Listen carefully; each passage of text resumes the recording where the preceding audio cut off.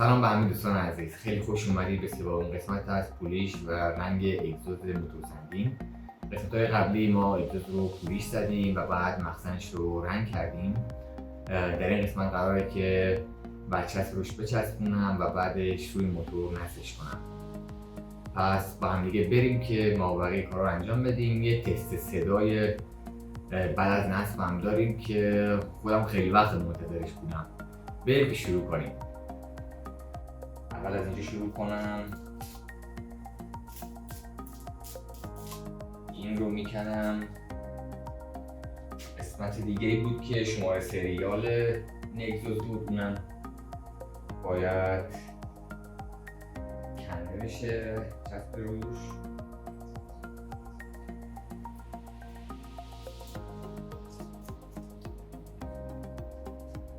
این قسمت پایین رو هم چسبش رو میکنم.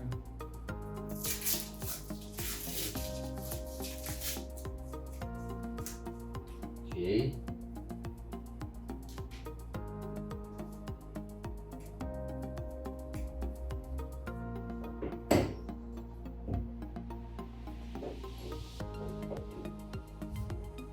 خب حالا بدک نشده، رنگ خودش که خوب شده. اینجوری اگر نصب بشه خوب شده، اون رنگش کردم مهم نیست. خب قبل از اینکه بخوام نصب شروع کنم من همین چیزا رو آماده کردم و گفتم یه توضیح بدم که این نصبش چجوری انجام میشه.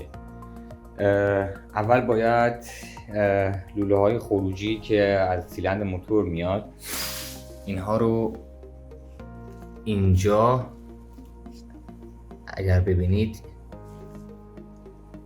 آره اینجوری شاید بهتر باشه، اینجا نصب کنم. بعد از طریق این فنرهایی که اونجا میبینید من میتونم این لوله ها رو وصل کنم به سیلندر موتور.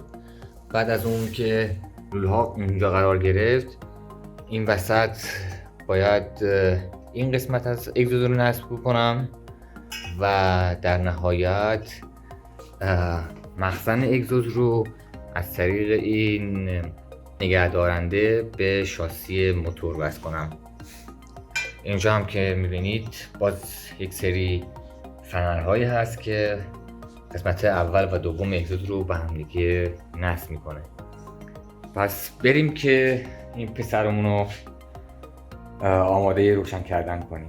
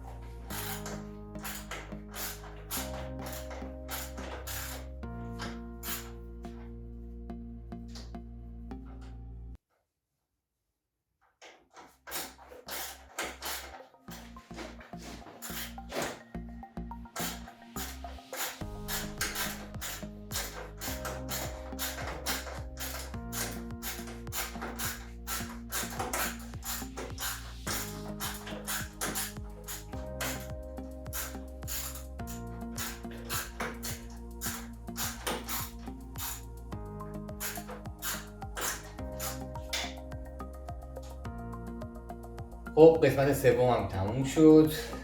من کل اگزوز رو نصب کردم. یه خورده طول کشید به خاطری که من یک کاری برام پیش اومد باید اون رو انجام میدادم و برمیگشتم. الانم به خاطر همین یکم دیر شده که من بخوام اینو بیرون امتحان کنم. به خاطر همین من فقط در حدی که یک استارت دارم انجام میدم. باقیش رو فردا حتما با هم دوباره تست میکنیم.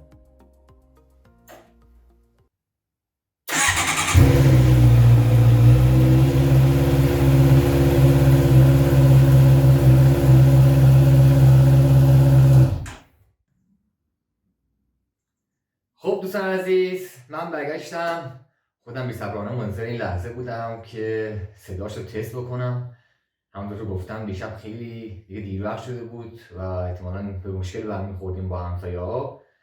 حالا اومدم که روشنش کنیم و تستش کنیم. من صدای اگزوز فابریکش رو هم میذارم و بعد از این تست میتونیم با هم دیگه مقایسه بکنیم.